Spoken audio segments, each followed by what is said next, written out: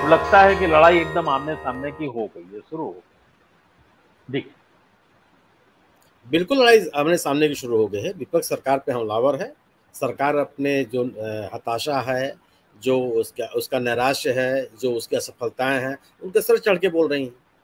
या कोई आत्मविश्वास से भरे हुए लोगों का यह बयान नहीं हो सकता, या उनका बयान नहीं हो सकता जिनको यह विश्वास हो कि हमारे साथ जन समर्थन है। या उनका बयान नहीं हो सकता जो मान के चलते हैं कि उन लोगों की भावनाओं को समझते हैं। ये संभव ही नहीं है। ये ऐसे लोगों की स्थिति है जिनको लग रहा है कि हमारे पास जो कुछ भी है उसको हम खोने वाले हैं, इसको बचाने की ताकत उनके पास रह नहीं गई। और विपक्ष पूरी तरह से इनको एक्सपोज करने में लगा हुआ। विपक्ष की जो एकजुटता सामने आई है, ये सबसे बड़ी चुनौती इनके सामने ही है। ये करते क्या रहे आज तक?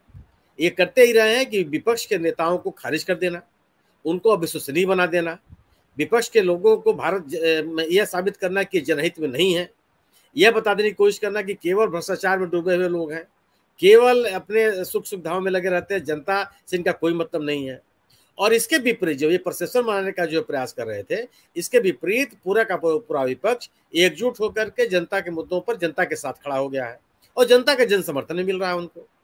और ये राहुल गांधी की भारत जोड़ो यात्रा से शुरू होकर के लगातार जो विपक्ष की बैठकें हो रही हैं, ये सब तक साबित हो रहा है।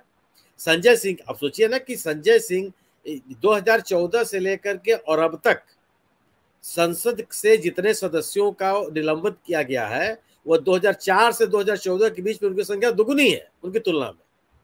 कौन सी संसदीय परंपरा का निर्वाह कर रहे हैं आप? किन जनप्रतिनिधियों को आप सुनना चाहते हैं? किन लोगों से आपका सिविल सोसाइटी के लोग उन क्या बात करना चाहते हैं? तो ये तो एकदम आमने सामने की लड़ाई है। और आमने सामने की लड़ाई इसलिए भी इनके लिए महत्वपूर्ण हो गया कि जो इंडिया दल समूह में लोग हैं, उनका 11 राज्यों में शासन है। 11 राज्यों की जनता ने उनको जन समर्थन दिया है। और आपके पास क्या है? और आज जहां पे आप हैं भी, वहां पे स्थिति क्या बची हुई कि आप दावे के साथ नहीं कर सकते कि आप वहां जीत ही जाएंगे, या आप वहां सत्ता हासिल कर लेंगे, या अपनी सत्ता को बनाए रखेंगे। उसके विपरीत भारतीय जनता पार्टी सरकार के खिलाफ विपक्ष एकजुट है। तो बिल्कुल सही है, लोग जनता के बीच में ही जाने की स्थिति में है। और यह लगातार यह सरकार एक्सपोज होती जा रही है।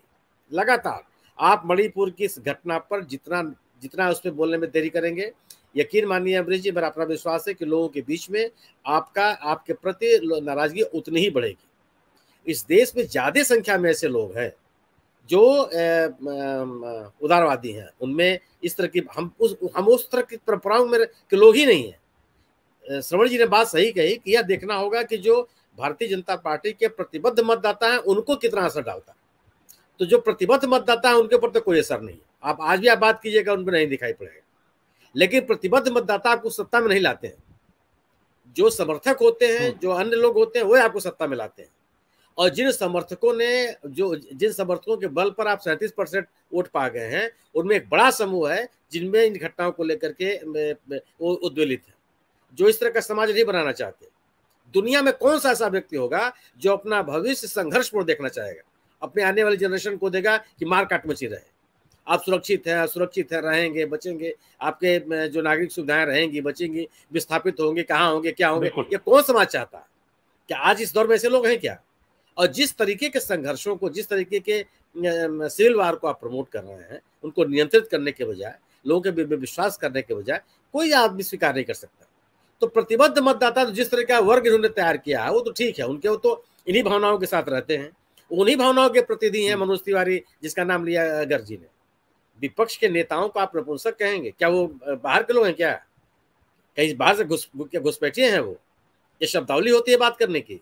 दूसरे के ऊपर तो बड़ी भाषा का सवाल पैदा करते हैं कि किस भाषा में लोग बात करते हैं आप, और आप किस तरह की भाषा का प्रयोग कर रहे हैं, और किस तरह का उन्होंने पलायनवाद का परिचय दिया है। वो तो आपसे आंख मिला के बात कर रहे हैं, कह रहे हैं कि आइए हम पार्लियामेंट में हम आपके साथ रूबरू हम बहस करने के लिए तैयार हैं। आप तो आ नहीं बात करने के लिए, कौन भाग रहा है?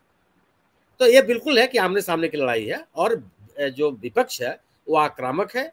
जनता के मुद्दों को लेकर के जो सरकार की कमियां हैं उनके खिलाफ, उनके नेतृत्व की जो अराजकता है उसको लाने के लिए सब प्रतिबद्ध है। और यही बड़ी चुनौती है। विपक्ष को मिल रहा जन विश्वास, विपक्ष की बढ़ती हुई एकता, विपक्ष की बढ़ती हुई एकजुटता, और जन समस्याओं को लेकर के उनकी आगे बढ़ने की कोशिश भारतीय जनता पार्टी के सामने सबसे बड़ी चुनौती यही है। यही उनकी निराशा का कारण भी है और यही उनके अपदस्थ होने का भी कारण बनेगा।